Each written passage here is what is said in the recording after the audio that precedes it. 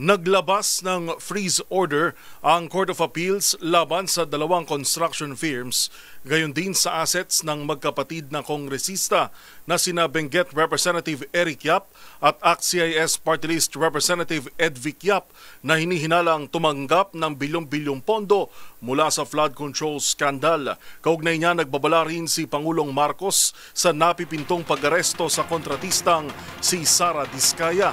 Narito ang report ni Lev Narciso.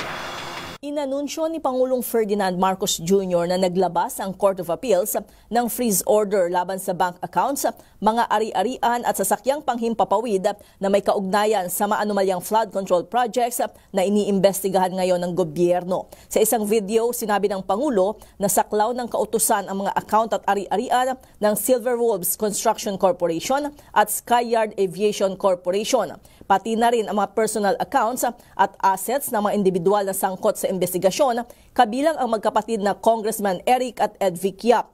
Ayon kay Pangulong Marcos, aabot sa higit 16 billion pesos ang pumasok sa mga transaksyon ng Silver Wolves mula 2022 hanggang 2025 na karamihan ay may kaugnayan sa mga flood control project ng DPWH.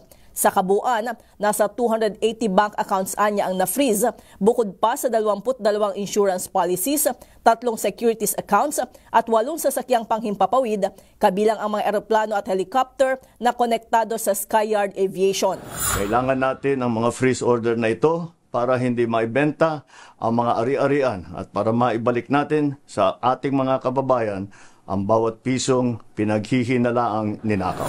Samantala, binanggit ni Pangulong Marcos na hindi na magtatagal ang pag-aresto kay Sara Diskaya. Naasahan na rin nating lalabas ang warrant of arrest na ni Sara Diskaya itong linggong ito at hindi na rin magtatagal ang pag-aresto sa kanya. Magpapatuloy ang investigasyon, magpapatuloy ang pagpapanagot at titiyakin ng pamahalaan na ang pera ng bayan ay maibabalik sa taong bayan. Kaugnay nito'y may 8 taga-DPWH rin anya sa Davao Occidental ang sumulat sa NBI at naghayag ng intensyong sumuko. Una nang inanunsyo ni Pangulong Marcos, nakakasuhan na ng Office of the Ombudsman si Sara Diskaya at ilan pang individual dahil sa nadiskubring ghost flood control project sa Barangay Kulaman, bayan ng Jose Abad Santos sa Davao Occidental. Para sa MBC TV Network News, ito si Lev Narciso ng DZRH.